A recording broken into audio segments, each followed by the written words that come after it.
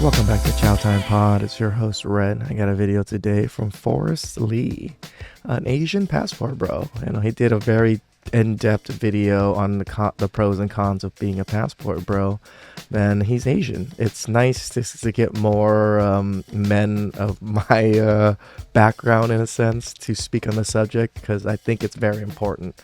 So please like and subscribe down below. I really appreciate that. And let's get to that chow. It's chow time.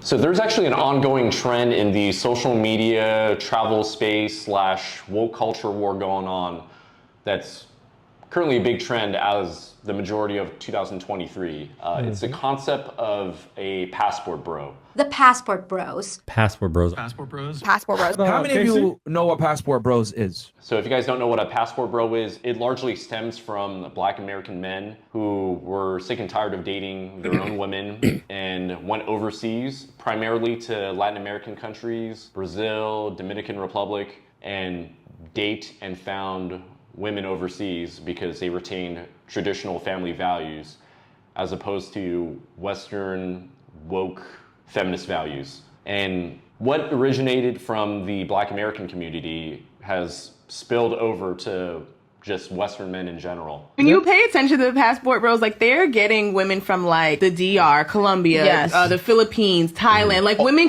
that can speak very little English, women that don't have education, women that need them. Women that need women them. are raised to be wives. They learn everything these other from communities, from birth, from their father. Shout out to the Daily Wrap-Up crew for this particular clip, because this clip really set the tone for how women thought of passport bros and how men thought of passport bros.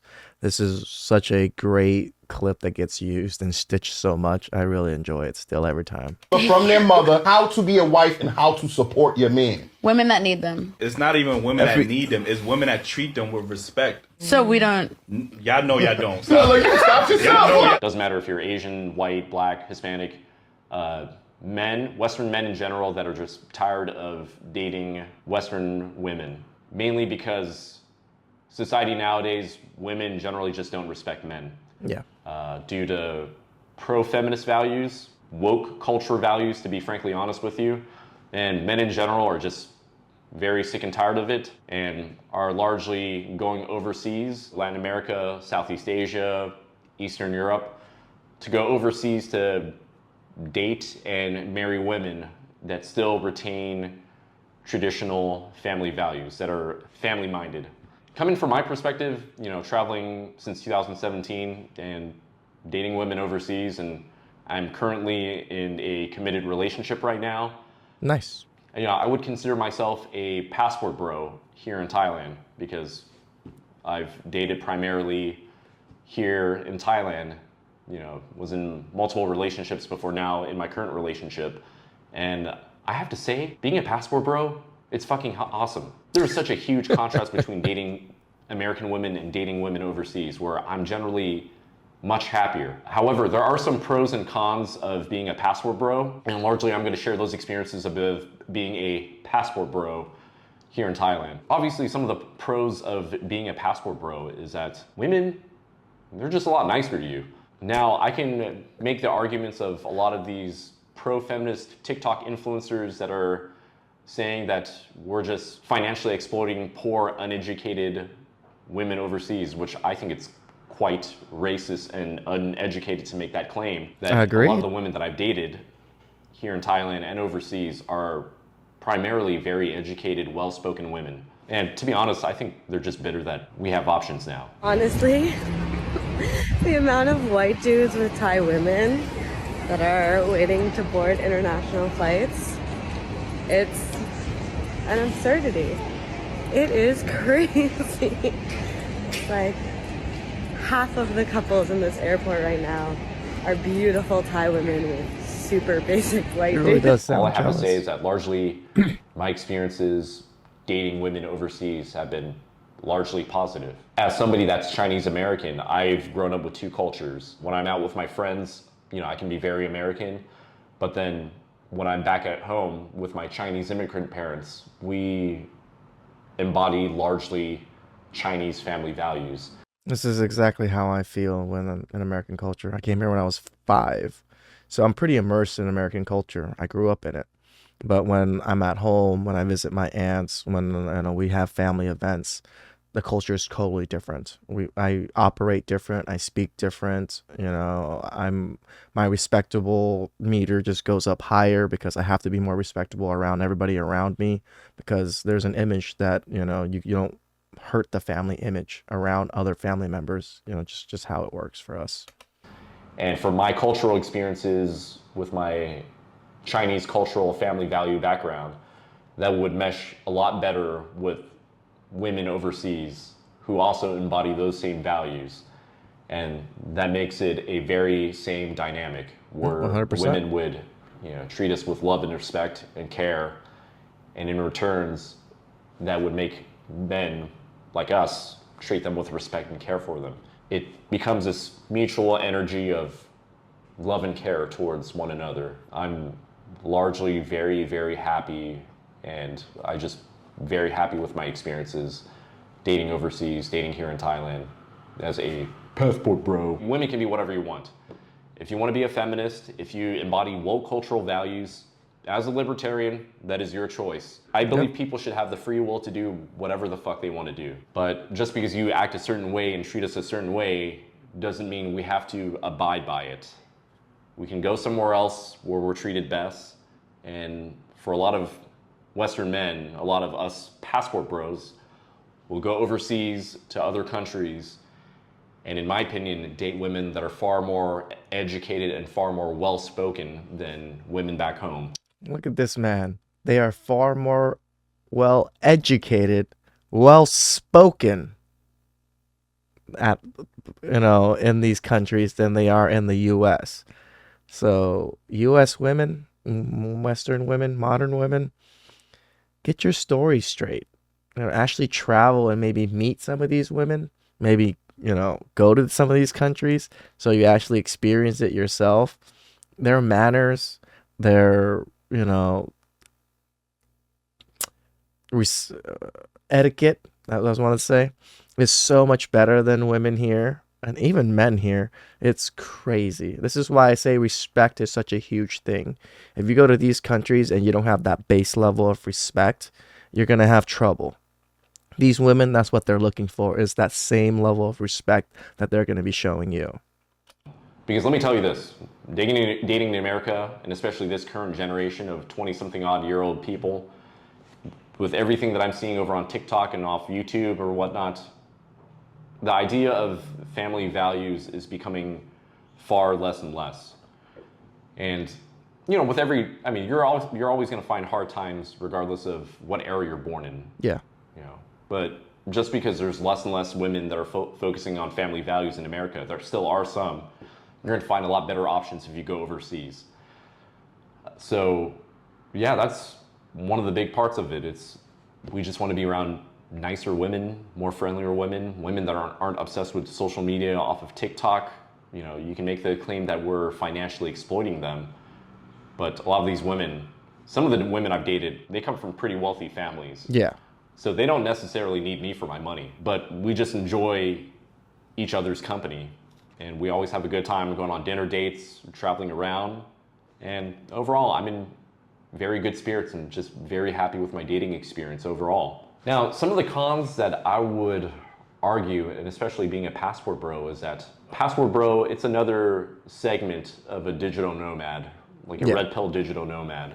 Pretty where much. You're pretty much just traveling overseas as a nomad, just dating women. And sometimes you kind of have to figure out and you kind of have to ask yourself, are you just hooking up, or are you actually investing the time, the energy, and the financial resources in fostering a stable relationship, a stable, loving relationship? The argument is that you can fall into just being a fuckboy and hooking up with as many ladies as you can, or you can actually be serious and actually date. I know that I can speak for Thailand, but dating overseas in Thailand, especially if you're a foreigner, if you're white or black or Hispanic, the quality of women that you're going to get is going to be at a huge disadvantage. Just being completely honest with you, because generally If you're a foreigner overseas, nobody cares that you're from America or from Canada with your elephant pants. No one cares. Dating in Thailand, dating in Bangkok isn't how it was maybe 20 or 30 years ago. Nowadays, the middle class has grown substantially, and there's going to be a bit more competition. You're going to have Western Chads walking around, and you're going to have to compete. And, you know, as somebody that's a foreigner or a farang, you're going to be kind of at a disadvantage with the quality of women that you're going to be dating. A lot of the times you may come across a lot of bar girls, a lot of freelancers, you know, a lot of girls that aren't from Bangkok. And, you know, you might not necessarily know what their intentions are. Maybe they're trying to come up on their socioeconomic status. Maybe they come from poorer families and they're trying to date up. So that's generally a fair warning of being a con. I agree. Dating here as a passport bro is that you have to be careful. You could be scammed. There might be ulterior motives. You're not always going to find a girl that comes from a good family, or a family of means. So keep those things in mind. I mean, it's no big surprise that when you go on TikTok or YouTube and you see a lot of feminist influencers, let's just call them that are just making rants on passport bros, saying, just mocking us for wanting a more caring, a more of a nourishing, family-oriented woman. Well, I would argue that a lot of them are just very upset and angry that that men are actually exercising their options and going where they're treated best. If you want to be a career woman, if you want to be a feminist, if you want to have woke values, nobody's stopping you. Nope. We're not proposing a law that you stop acting this way. Continue being like this for the rest of your life. If you want to go ahead and just date some simpy guy, go for it. But that's not going to stop the majority of men doing what they got to do. You can do whatever the fuck you want to do. But don't be mad that, you know, in the near future, your options are going to dwindle significantly due to how women are treating men with your anti-patriarchy and down with the patriarchy stance. As a matter of fact, as somebody that has dated overseas as an Asian American, you're actually treated a lot better dating in Southeast Asian countries, in Eastern European countries, as an Asian American male. Whereas back home in America, we're the lowest on the totem pole. Asian American women constantly talk down on Asian American men through TikTok trends of how, you know, Asian American men are like their brothers, we'll never date them, we only date white guys. Yeah. Oh, I love that he went over this. Give this guy a follow. This guy is spitting facts. You know, he's one of us traveling, and he's giving us some good tips that he's experienced himself. Just because Asian guys remind me of my brother. What the? What's one race you laddies wouldn't date? Asian. Huh? But like, why? What? I've never found an Asian guy attractive, and it's just preference. Me too. Like, I just never have. Like, I'm not like opposed to it. If our own women is talking down on us, then I'd say, fuck it. You don't have to put up with any of this crap. Nope. Go overseas. Go to Eastern Europe. There's a huge trend of Russian and Ukrainian women that are vying for Asian American men. Whether Korean pop culture has an influence to this, most likely yes, but doesn't matter. So go overseas, date Eastern European women, date Southeast Asian women. You know, you don't need Latin just women. Because women in your respective area doesn't like you, they don't find you as a viable mate. Always move around. Arbitrage, change your dating options. Whether I talk about dating or taxes or lifestyle, move around, arbitrage the difference. Give it a try. Then again, what the hell do I know? I'm just some Chinese American passport bro dating overseas women here in the Southeast Asian country known as Thailand. What the hell do I know? I'm just a passport bro. Anyways, I love each and every one of you guys. Thank you very much for watching, and I'll see you guys in the next video. Peace. Whew, shout outs to Forrest Lee. You know, that was some good chow. You know, I love that more passport bros that are Asian passport bros are coming up, making content, you know, speaking up on the subject, because I think it really shows other communities and other race of men. It's not just you. It's not just, you know, African American men. It's not just white men. It's not just Hispanic men. No, it's Asian men too. It's all men. All men of all cultures are joining in and exercising their options and learning about other cultures and learning that there's better options out there. That's it. So please subscribe down below. I really appreciate that. And I'll catch you guys next time. Ciao.